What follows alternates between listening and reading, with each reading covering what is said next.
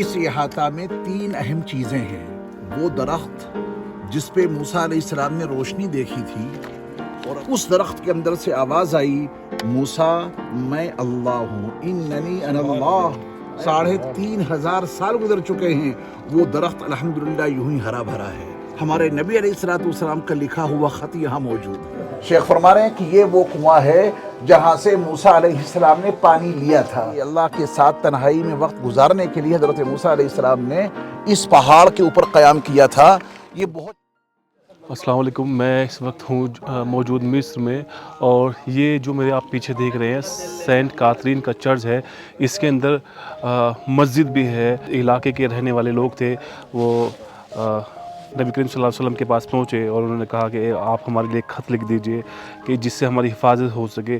اللہ کے نبی صلی اللہ علیہ وسلم کا ہاتھ کا لکھا ہوا خط یہاں موجود ہے، اور ایک وہ درخت یہاں موجود ہے جس پہ موسیٰ علیہ السلام سے اللہ نے بات کی تھی، اور اس درخت سے روشنی آ رہی تھی جس کا ذکر قرآن میں ہے، اور وہ درخت بھی 3500 سالوں سے ایسے ہی ہے، وہ بھی آپ کو دکھائیں گے۔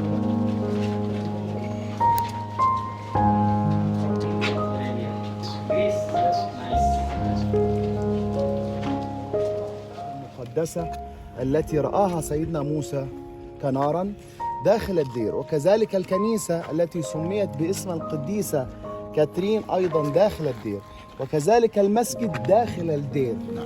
فهيا لنلحق، لأنه الدير سوف يغلق بابه الساعة 11:10 بعد نصف ساعة، حتى نتجول داخله لنرى كل الأشياء. فبداخله مكتبة ترون فيها. یہ جو آپ احاطہ دیکھ رہے ہیں، اس احاطہ میں تین اہم چیزیں ہیں۔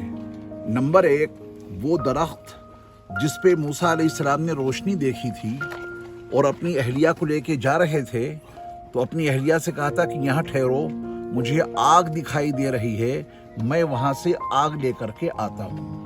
موسیٰ علیہ السلام آگے بڑھے تو اللہ نے فرمایا کہ فَخْلَعْنَ عَلَيْكَ إِنَّكَ بِالْوَادِ الْمُقَدَّسِ طُوَىٰ، موسیٰ اپنی جوتیاں اتار دو، آپ ایک مقدس وادی طویٰ میں آئے ہیں۔ موسیٰ علیہ السلام حیران ہو گئے، یہاں کوئی انسان نظر نہیں آ رہا ہے، آواز سنائی دے رہی ہے۔ کچھ اور آگے بڑھے تو وہ درخت جس پہ اللہ رب العزت کا نور ہی نور تھا، روشنی چمک رہی تھی، اس درخت کے اندر سے آواز آئی، موسیٰ میں اللہ ہوں، اننی انا اللہ۔ اے موسیٰ میں اللہ بول رہا ہوں، میرے سوا کوئی معبود نہیں ہے، آپ میری عبادت کریں اور میرے یاد کے لیے آپ نماز کو قائم کریں۔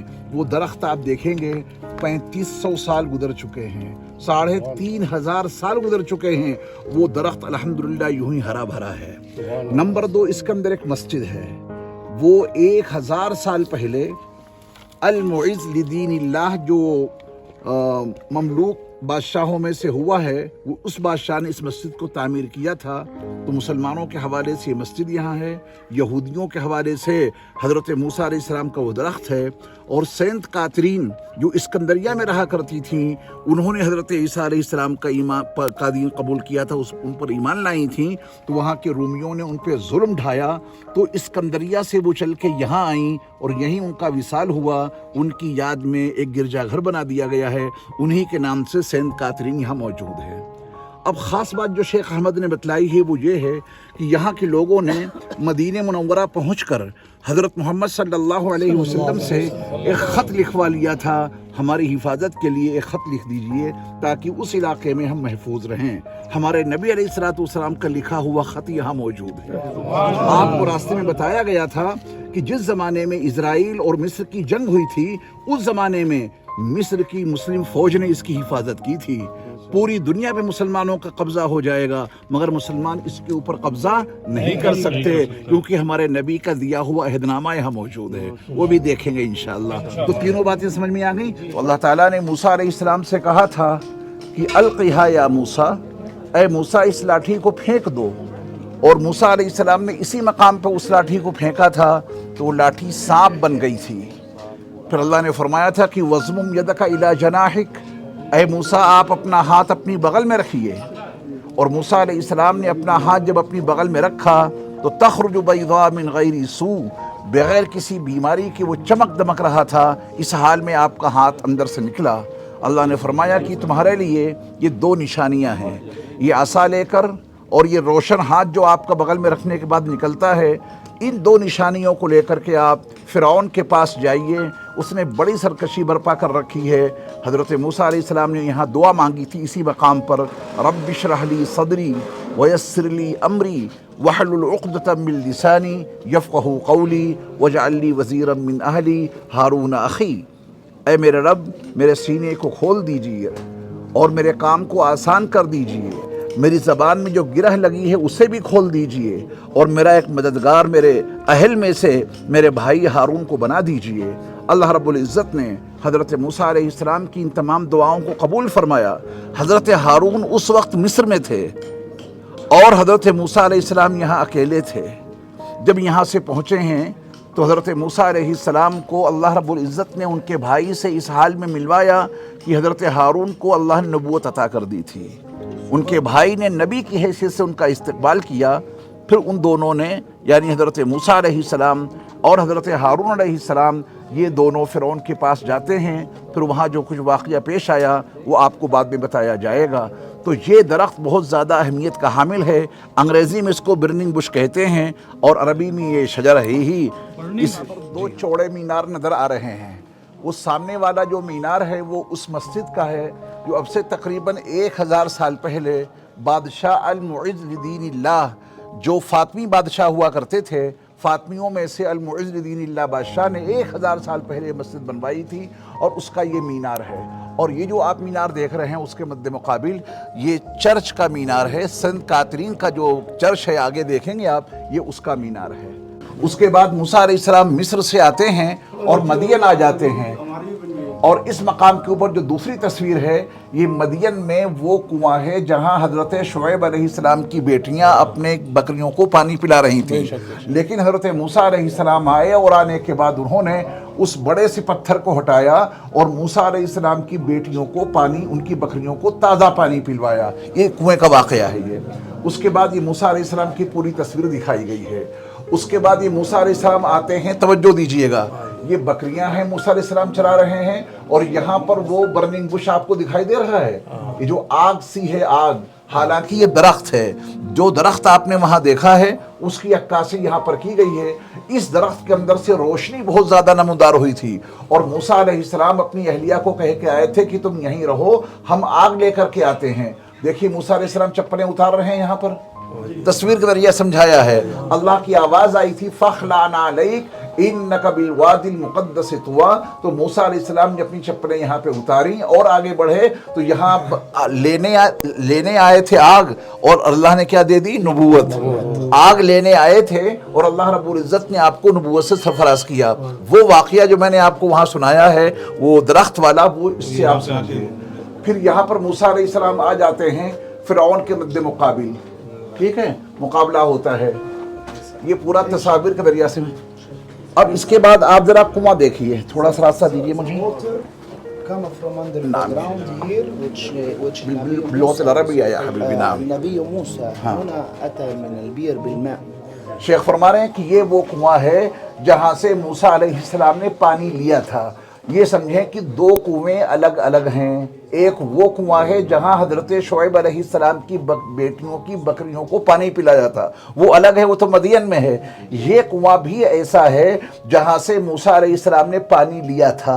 आप यहाँ तशरीफ़ लाए थे इसी दरख्त के पास, नबी बन गए तो यहाँ पर एक कुआं था, हज़रत मूसा अलैहिस्सलाम ने यहाँ से इस कुएं से पानी हासिल किया था। इसकी नौइयत अलग है, उस कुएं की नौइयत अलग है। 30 रातें गुजारने के लिए तन्हाई में अल्लाह ने मुझे यहाँ बुलाया है और पूरी की पूरी कौम बनो इसराइल अपने बड़े भाई हज़रत हारून के हवाले कर दी कि आप इनकी इस्लाह करते रहें, इनकी निगरानी करते रहें, इनको दीन समझाते रहें। मूसा अलैहिस्सलाम हज़रत हारून के हवाले करके पूरी कौम बनो इसराइल उनको छोड़ के आप इस पहाड़ के ऊपर आ गए। कितनी रातों का वादा था? ववाअदना मूसा 30 लैला, हमने मूसा से 30 रातों का वादा किया। मूसा अलैहिस्सलाम यहाँ जब तशरीफ़ लाए और 30 रातें पूरी होने वाली ही थी कि अल्लाह की तरफ से हुक्म ये आया कि ये मूसा 10 रातें तुम्हें और मज़ीद गुजारनी है। 30 रातों का वादा वहाँ से करके आए यहाँ 10 रातों का इजाफा अल्लाह ने और कर दिया। किसी शख्स को भी यहाँ आने की इजाज़त नहीं थी, तन्हाई मतलूब थी, तो कोई शख्स वहाँ से आकर हज़रत मूसा से पूछ भी नहीं सकता था आप कहाँ हैं, किस हाल में हैं। 10 रातों का इजाफा हुआ तो 31वें दिन हज़रत मूसा की तलाश जारी हो गई। बनु इसराइल ने कहा कि वो कहाँ चले गए, कहा कि उनका रब उन्हें मिला नहीं, गायब हो गया उनका रब, क्या करना है। तो हज़रत मूसा अलैहिस्सलाम जब नहीं पहुँचे वक्त पर वहाँ, तो बनु इसराइल 3 तबकों में तकसीम हो गए। ये है सुनने की बात। पूरे बनु इसराइल जो 6 लाख इंसान थे वो 3 तबकों में तकसीम हो गए। एक तबका वो था जिसने ये कहा कि मूसा को उनका रब मिला नहीं, मूसा गुमराह हो गए, रास्ता भटक गए। उन्हीं में एक सामरी जादूगर था, सामरी उसने तमाम बनु इसराइल से कहा कि तुम्हारे पास जितना सोना चांदी है सब लाओ। सोना चांदी जमा करके उसने एक बछड़ा बनाया और उसको ऐसे मकाम पर रखा कि बड़ी तेजी के साथ में उसमें से एयर पास हो रही थी। तो जसदल लहू खुआर, उसके अंदर से ऐसी आवाज़ आने लगी जैसे कि कोई बछड़ा बोल रहा हो। तो उस तबके ने कहा कि यही हमारा माबूद है। मूसा जिस माबूद की तलाश में गए हैं वो तो उनको मिला नहीं, यही हमारा माबूद है और हम इसी की पूजा करनी शुरू कर देंगे। बनु इसराइल के 3 तबकों में से एक तबके ने उस बछड़े को अपना माबूद मानकर उसकी पूजा शुरू कर दी। ये काफिर हो गया तबका। दूसरा तबका वो था जिसने ये कहा कि नहीं, मूसा अलैहिस्सलाम भटके नहीं हैं, अपने रब से मुलाकात के लिए गए हैं, वो ज़रूर हमारे पास वापस आएंगे और हिदायत लेके वापस आएंगे। और जो तीसरा तबका था उसने कहा कि न हम इधर की मानेंगे ना उधर की मानेंगे, मुज़ब्ज़बीन बैन ज़ालिक, न इधर के रहेंगे ना उधर के, जो होगा वक्त बताएगा। मूसा अलैहिस्सलाम आ जाएंगे तो उनके साथ हो जाएंगे और नहीं आएंगे तो इनके साथ हो जाएंगे। ये 3 तबके हो गए। मूसा अलैहिस्सलाम ने फिर जब 40 रातें यहाँ मुकम्मल कर ली तो अल्लाह रब्बुल इज़्ज़त ने पत्थर की तख्तियों पर लिखी हुई तौरात उनको अता की। अगर आप पूरी तौरात पढ़ना चाहते हैं तो कुरान मजीद में पूरी तौरात मौजूद है। 15वां पारा सूरे बनी इसराइल, रुकू नंबर 3 से मज़मून शुरू होता है, वक़दा रब्बुका अल्ला ताबुदू इल्ला इय्याह। यहाँ से लेकर और अगले रुकू तक अल्लाह रब्बुल इज़्ज़त ने तौरात का सारा मज़मून कुरान में जमा कर दिया है। हज़रत मूसा अलैहिस्सलाम वो तख्तियाँ लेकर के आए और कौम बनु इसराइल को देखा कि उसका ये हाल हो गया है कि बछड़े को पूज रहे हैं। कोई और तबके में तकसीम हो गया। एक तबका ऐसा था जो आपके दीन पर कायम था, जो आपको मानने वाला था। तो हज़रत मूसा अलैहिस्सलाम को गुस्सा आ गया। वो तख्तियाँ आपने एक साइड में रखी और अपने भाई हारून की दाढ़ी पकड़ ली मारे गुस्से के कि मेरी अदम मौजूदगी में ये सब कुछ क्या करा डाला। तो हज़रत हारून ने कहा कि ये इतने बिगड़े हुए लोग हैं, अगर इनको मैं ज़्यादा समझाने की कोशिश करता तो मेरे भाई ये मुझे मार डालते। तो फिर अल्लाह रब्बुल इज़्ज़त की तरफ से हुक्म ये आया कि जिन लोगों ने बछड़े को अपना माबूद माना है वो सब खुद को कत्ल कर लें। फ़क़्तुलू अनफुसकुम, मार डालो अपने आप को, तुम्हें जिंदा रहने का कोई हक़ ही नहीं है। तो अल्लाह रब्बुल इज़्ज़त से मुलाकात के लिए, अल्लाह के साथ तन्हाई में वक्त गुजारने के लिए हज़रत मूसा अलैहिस्सलाम ने इस पहाड़ के ऊपर क़याम किया था। ये बहुत छोटा सा कुब्बा आपको नज़र आ रहा है, अच्छा खासा बड़ा कमरा है। ये कमरा बाद में बना दिया यहूदियों ने। हज़रत मूसा अलैहिस्सलाम ने तो खुले आसमान के नीचे पहाड़ के ऊपर 40 रातें गुजारी थीं, लेकिन आपकी याद में वहाँ एक कमरा बना दिया गया है। हज़रत मूसा अलैहिस्सलाम ने यहाँ पर 40 रातें गुजारी थी। आप ज़रा इस पहाड़ का तस्वीर में देखा आपने, ये वही कोहितूर पहाड़ था जिस पहाड़ पे अल्लाह के नबी मूसा अलैहिस्सलाम अल्लाह से मिलने के लिए गए थे। 30 दिन के लिए गए थे और उनको वहाँ 40 दिन लग गए थे। और उसके बाद में 40 दिन में जो उनकी कौम थी, 6 लाख लोग थे, वो उसमें से कुछ लोग उन्होंने अपना ईमान बदल लिया था। और उसमें एक जादूगर था जिसका नाम सामरी था, उसने कुछ लोग इकट्ठा किया और सोने चांदी इकट्ठा की। उसने एक बुत बनाया था, एक बछड़ा बनाया था जिसका जिक्र कुरान में भी है। और कुछ लोग उसकी पूजा करने लगे थे। उसके मूसा अलैहिस्सलाम के भाई हारून अलैहिस्सलाम जो भी वहाँ उस वक्त मौजूद थे जब अल्लाह के नबी मूसा अलैहिस्सलाम 30 दिन के लिए उस पहाड़ पर गए थे। और उसके बाद में उनको वहाँ 40 दिन लग गए थे। उन 10 दिनों में उनकी जो कौम थी, कुछ आदमी थे, लाखों आदमी, वो उन्होंने अपना ईमान बदल लिया था। और मैं आपको ले चलता हूँ उसी बछड़े पर जो उस वक्त के जादूगर सामरी ने बनाया था। चलिए मेरे साथ कंटिन्यू मिस्र के सफ़र पर شکریہ.